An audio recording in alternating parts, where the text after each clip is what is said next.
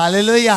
अब मछलियां मायने नहीं रख रही थी, है रात भर परिश्रम जिनके लिए कर रहा था। जब यीशु से भेंट हुई, यीशु से मुलाकात हुई, तो पता है मछलियां वहीं की वहीं छूट गई और यीशु के पीछे चल पड़ा।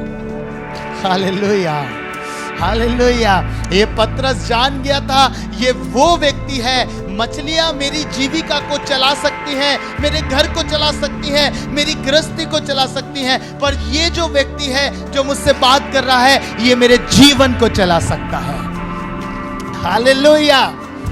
कलीसिया आनंद के साथ, ये जो व्यक्ति है वो आपके जीवन को चला सकता है, आपकी लाइफ को परिवर्तित कर सकता है, आपके जीवन को बदल सकता है, ये उसकी सामर्थ्य है। और यही सुनकर पतरस यीशु के पीछे हो लिया।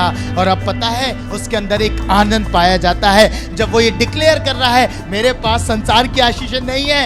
सुन लंगड़े व्यक्ति, मेरे पास संसार की आशीषें नहीं है, पर जो है वो तुझे देता हूं और वही मेरे आनंद का कुंड है, यीशु नासरी। और उसी के नाम से कहता हूं, उठ और चल फिर। प्रेरितों के काम उसका 3 अध्याय और उसके 1 से 10 पद के बीच, और हमने इसे अभी पढ़ा और बहुत बार हमने इस वर्ड पे मनन किया होगा, बहुत बार हमने इस पे ध्यान लगाया होगा। पर आज परमेश्वर आपसे कुछ और अद्भुत रीति से बात करना चाहते हैं।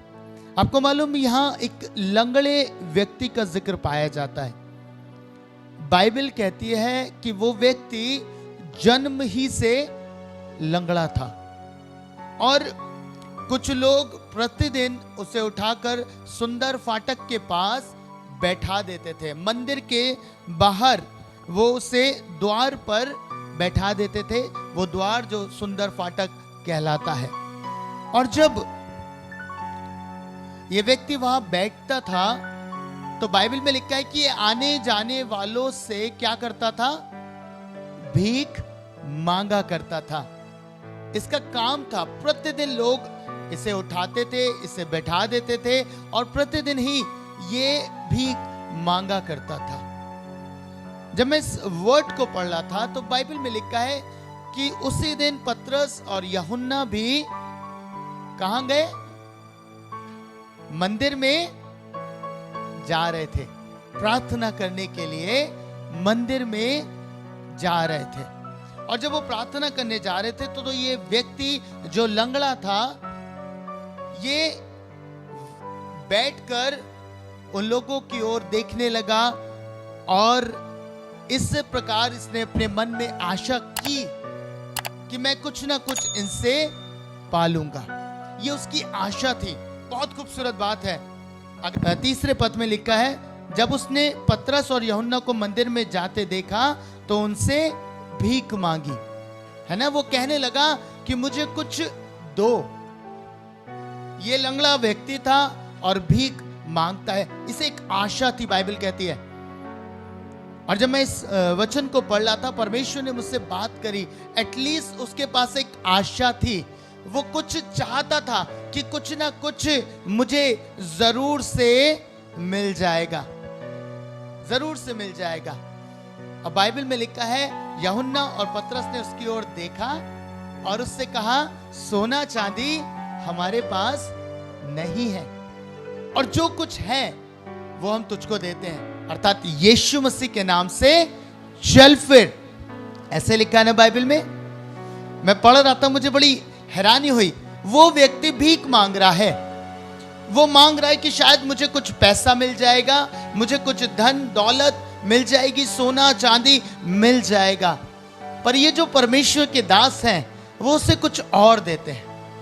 वो कहते हैं, सोना चांदी हमारे पास नहीं है, पर जो है वो हम तुझको देते हैं, अर्थात यीशु मसीह के नाम से चल फिर। आपको मालूम, परमेश्वर हमारे जीवन को बेहतर जानता है।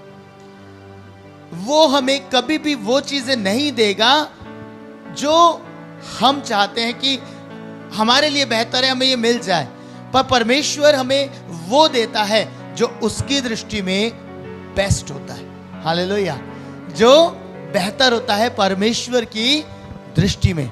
कई बार हम सोचते हैं कि प्रभु हमारी प्रार्थना नहीं सुन रहा, हमें आंसर नहीं कर रहा, हमें उत्तर नहीं मिल रहा हमारी प्रार्थनाओं का, इतने समय से मैं बीमार हूं, इतने समय से मैं इस तकलीफ में पाया जाता हूं और मेरे पास कोई चंगाई का जो चीजें मुझे चंगाई की दिखनी चाहिए वो मेरे जीवन में दिखाई नहीं दे रही। बहुत समय से मैं प्रार्थना कर रहा हूं पर कुछ भी दिख नहीं रहा, कुछ भी परिवर्तन मुझे नजर नहीं आ रहा।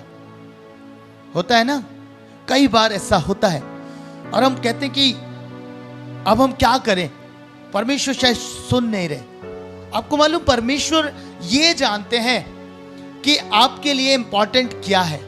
ये जो व्यक्ति था ना, अगर इसे पैसा, सोना, चांदी ये सब मिल जाता, आपको क्या लगता, इसके क्या हालात बदल जाते? हाँ, बाइबल में ऐसा लिखा है, ये लंगड़ा था और जन्म से ही ऐसा था। अगर लोग इसे पैसा देते होंगे, ऐसा नहीं है कि पहली बार ही यहां बैठा, ये रोज प्रतिदिन वहां बैठता होगा, प्रतिदिन लोग उठा के उसे रख देते थे और ये उसकी दिनचर्या थी। और लोग आके पैसा भी डालते होंगे ना, पैसा भी डालते होंगे, सब कुछ डालते होंगे, पर पता है ये बार बार उसी स्थान पर पाया जा रहा है। आज आपको क्या बताना चाह रहा हूं, प्रभु जानते थे कि इसकी नीड पैसा नहीं है, इसकी जरूरत पैसा नहीं है, इसकी जरूरत यह है कि ये अपने लंगड़ेपन से चंगा हो जाए। हालेलुया।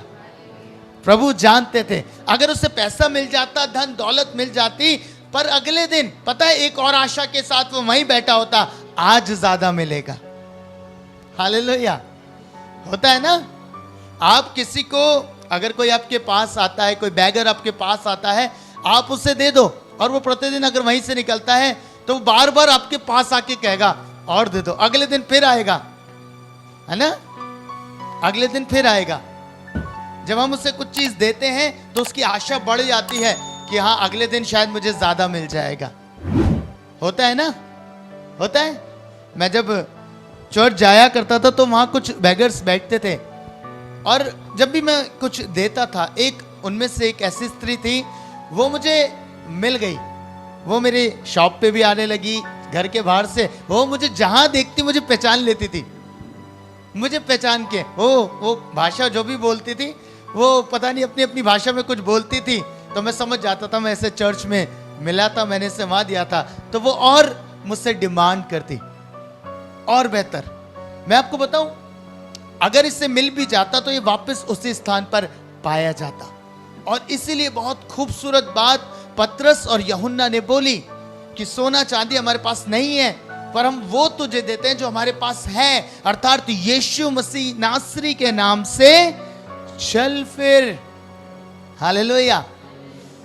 और आपको मालूम, बड़ी खूबसूरत बात हुई, बाइबल में लिखा है जब उन्होंने ये कहा तो वो उठ खड़ा हुआ, उसके टखनों में बल आ गया और वो दौड़ने लगा। और दौड़कर कहां गया?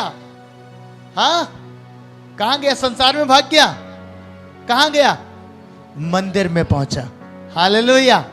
ये प्रतिदिन बाहर बैठता था, परमेश्वर की उपस्थिति से दूर था। लोग मंदिर में प्रार्थनाएं करने जाते थे, लोग परमेश्वर की उपस्थिति में जाते थे, पर प्रतिदिन इसकी जो दिनचर्या थी, ये बाहर बैठकर भीख मांगा करता था। पर जैसे ही इसकी लाइफ में मिरेकल हुआ, पता है प्रथम काम क्या हुआ? ये बाहर से भीतर पहुंच गया।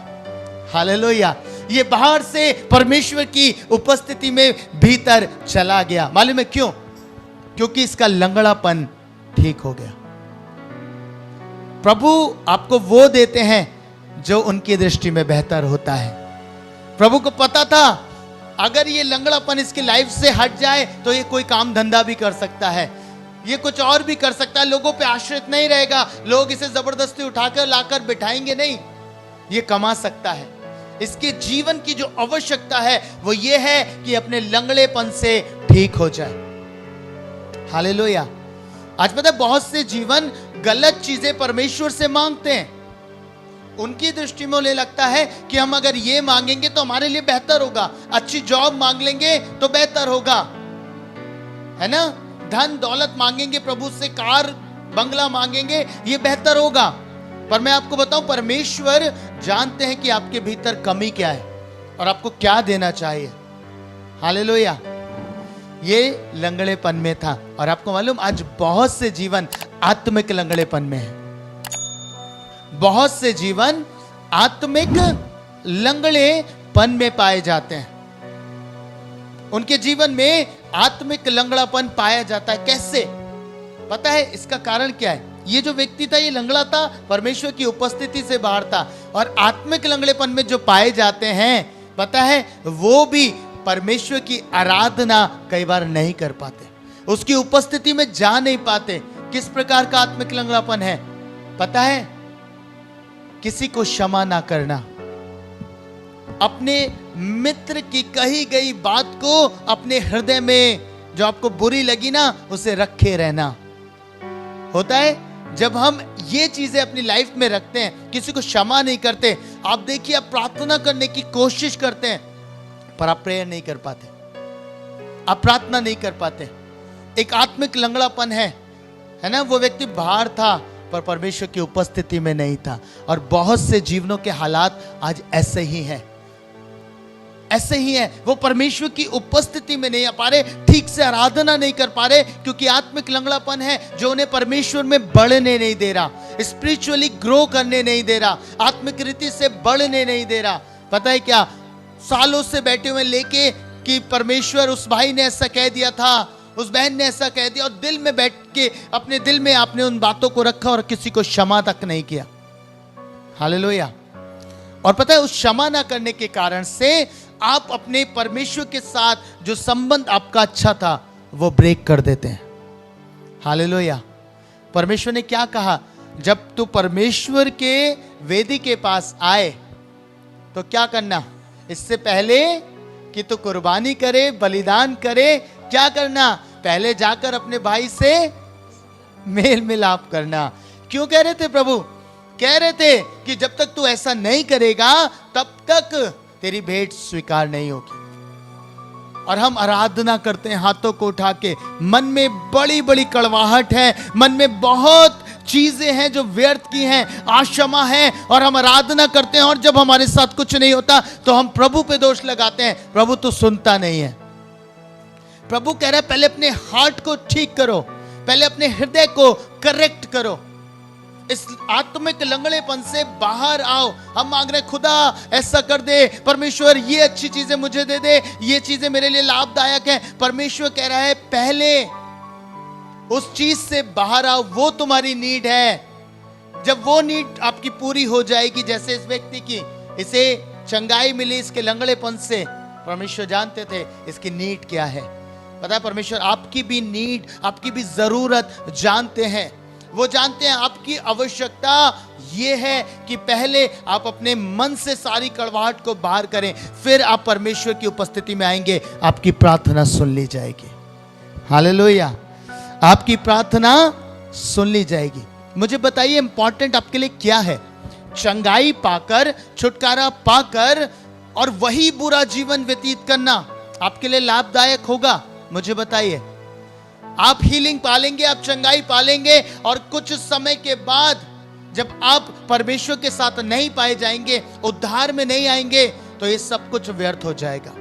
आप खो सकते हैं, आप खो सकते हैं। तो इंपॉर्टेंट क्या हुआ? उद्धार। हालेलुया। इंपॉर्टेंट क्या हुआ? साल्वेशन। अगर साल्वेशन आपको मिल जाए, उद्धार आपको मिल जाए, तो आपके लिए सबसे अद्भुत बात है। मैंने पहले भी कहा, स्वर्ग में आनंद केवल एक बात से होता है, वो ये है जब एक पापी अपना मन फिराता है, तब स्वर्ग में आनंद होता है। आपकी हीलिंग से, आपके डिलीवरेंस से स्वर्ग में आनंद नहीं होता, यहां बहुत आनंद होता है ना? यहां बहुत आनंद है, पर स्वर्ग में नहीं। स्वर्ग में आनंद तब मनाया जाता है, बाइबल कहती है, जब एक पापी व्यक्ति मन फिराता है और परमेश्वर को अपना उद्धारकर्ता ग्रहण करता है। हालेलुया। जब पतरस ने और यूहन्ना ने इसे देखा, और उन्होंने देखा इसकी आंखों में एक आशा है, ये चाहता है कुछ पाना। पता है, उन्होंने कहा, ठीक है हम देते हैं, पर तेरी आवश्यकता जो है हम वो देंगे, अर्थात यीशु के नाम से चल फिर। हालेलुया। हालेलुया। सोना चांदी जरूरत नहीं है, सोना चांदी की जरूरत नहीं है। जब आप बाइबल को पढ़ेंगे तो पहला पत्रस 1:18-19 में क्या लिखा है? बाइबल कहती है तुम्हारा छुटकारा सोने चांदी से नहीं हुआ पर निष्कलंक मेमने के लहू से हुआ है। हालेलुया।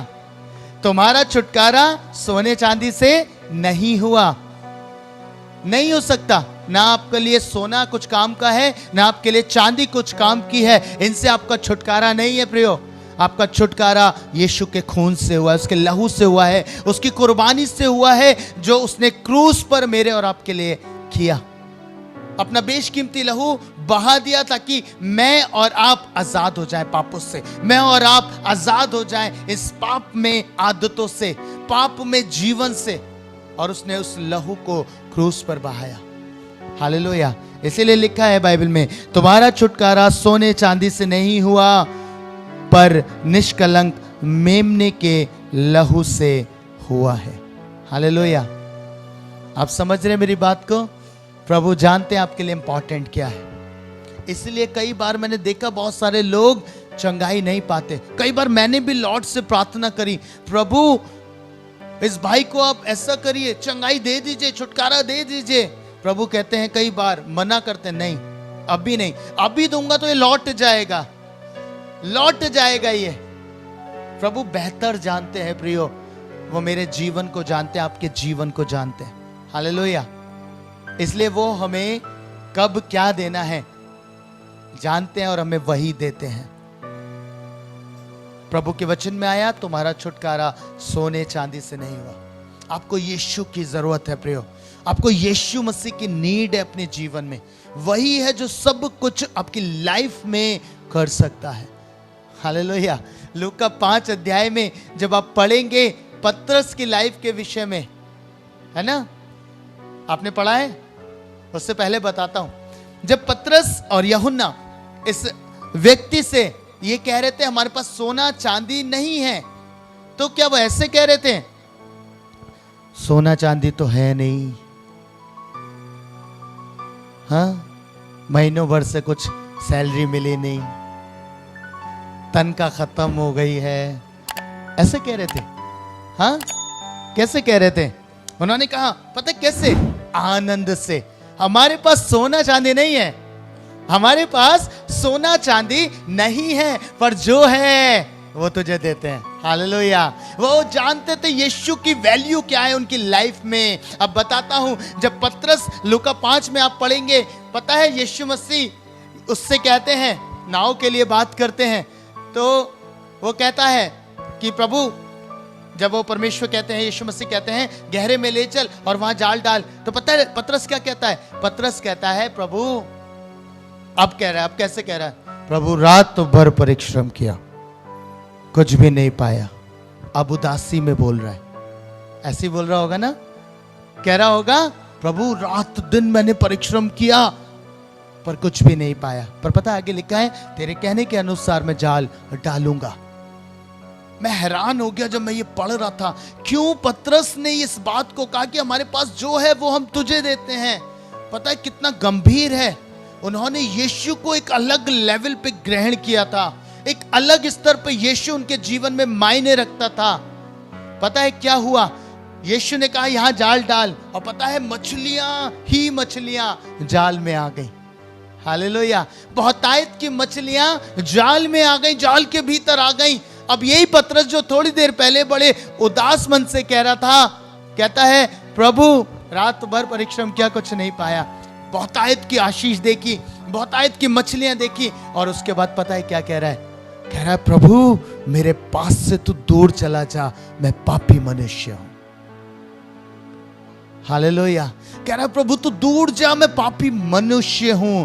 पता है यीशु उसको कहते हैं अब से मैं तुझे मनुष्यों का पकड़ने वाला बनाऊंगा। और पता है ये सारी बात सुनकर वो पतरस यीशु के पीछे हो चला। हालेलुया। अब मछलियां मायने नहीं रख रही थी, है रात भर परिश्रम जिनके लिए कर रहा था, जब यीशु से भेंट हुई, यीशु से मुलाकात हुई, तो पता है मछलियां वहीं की वहीं छूट गई और यीशु के पीछे चल पड़ा। हालेलुया।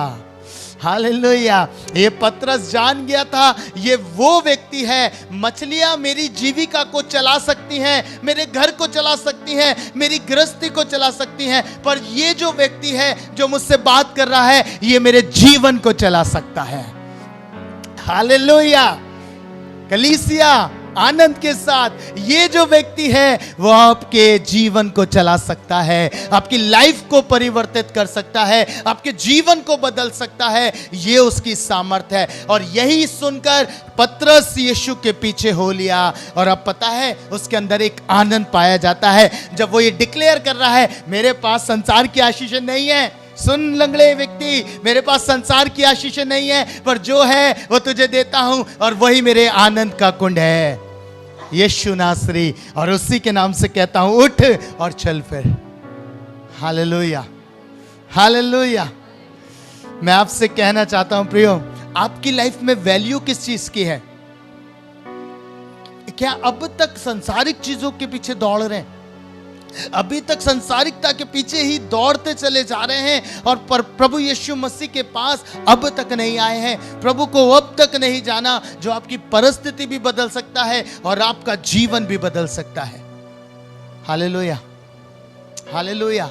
पतरस ने उचित चुनाव किया, वो अपनी सारी आशीष छोड़कर बड़ी आशीष के पीछे गया। बाइबल में एक जगह लिखा है, पढ़िएगा मेरे लिए, मत्ती उसका 13 अध्याय और उसके 44 पद को मेरे लिए पढ़िएगा बहन।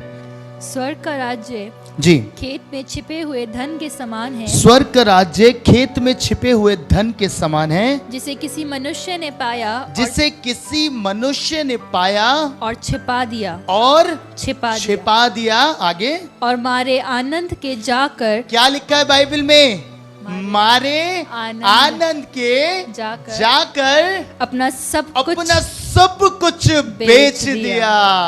और क्या किया? और उस खेत को मोल ले लिया। हालेलुया।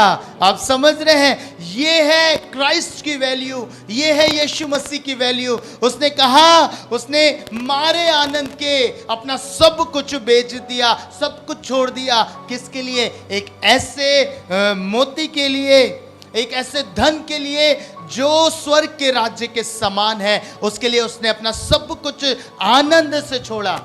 क्या हम आनंद से कुछ छोड़ते हैं? हाँ, आनंद से छोड़ते हैं कुछ, बहुत दुख से छोड़ते हैं। ये फैक्ट है, ये सच्चाई है। हम बड़े दुख से कुछ भी छोड़ते हैं, है ना? अगर प्रभु के कार्य के लिए आपसे कुछ भी डिमांड की जाती है, चाहे वो फाइनेंस है, चाहे कुछ भी डिमांड की जाती है, पता हम दुख से उस कार्य को करते हैं ना, दुख से। आनंद हम सोचते हैं बस ओ कहाँ क्या मांग लिया, है ना? एक होता आनंद से देना। आपको मालूम, एक स्त्री थी जो बाइबल में पाई जाती है, उसके पास 2 दमड़ियां थी, बाइबल ऐसा कहती है। और उसने वो 2 दमड़ियां प्रभु के कार्य के लिए बो दी। हालेलुया। और कैसे बोई? आनंद से।